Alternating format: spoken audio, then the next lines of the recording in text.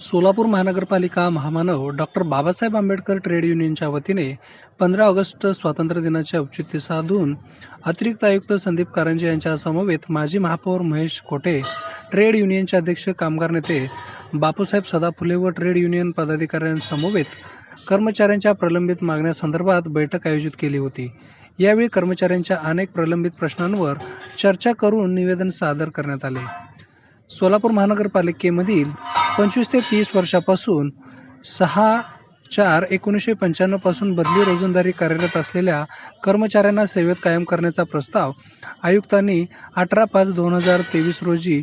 माननीय नगरविकास खाते मंत्रालय विभागाकडे पुढील कार्यवाहीस पाठवलेला असून अद्याप त्यास 14 महिने उलटून गेले असून नगरविकास खाते यांच्याकडून कसलीही कार्यवाही होताना दिसत नाही। सोलापूर महानगरपालिकेच्या सामान्य प्रशासन विभागाने नगर विकास खाते यांच्याकडे पाठवलेल्या 249 बदली रोजंदारी कर्मचाऱ्यांना सेवेत कायम करण्याच्या प्रस्तावामध्ये लक्ष घालून 249 बदली रोजंदारी कर्मचाऱ्यांना न्याय मिळवून द्यावा अशी मागणी केली। तसेच सोलापूर महानगरपालिकेमधील बदली रोजंदारी कर्मचाऱ्यांच्या वेतनामध्ये प्रतिदिन 100 रुपये प्रमाणे वाढ करावी। सोबतच महानगरपालिकेमधील लाडपागे आयोग, सफाई, सेवानिवृत्त कर्मचाऱ्यांच्या पाल्यांच्या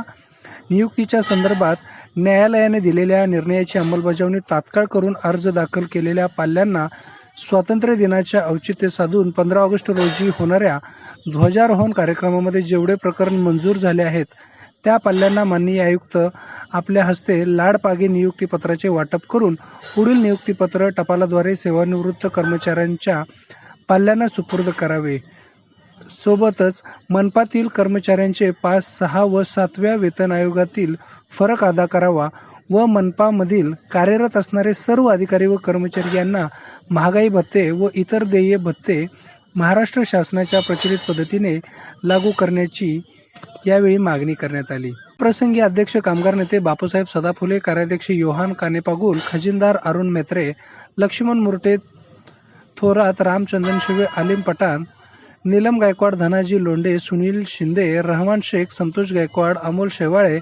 तसेच ट्रेड युनियनचे पदाधिकारी व कर्मचारी वर्ग मोठ्या संख्येने उपस्थित होता।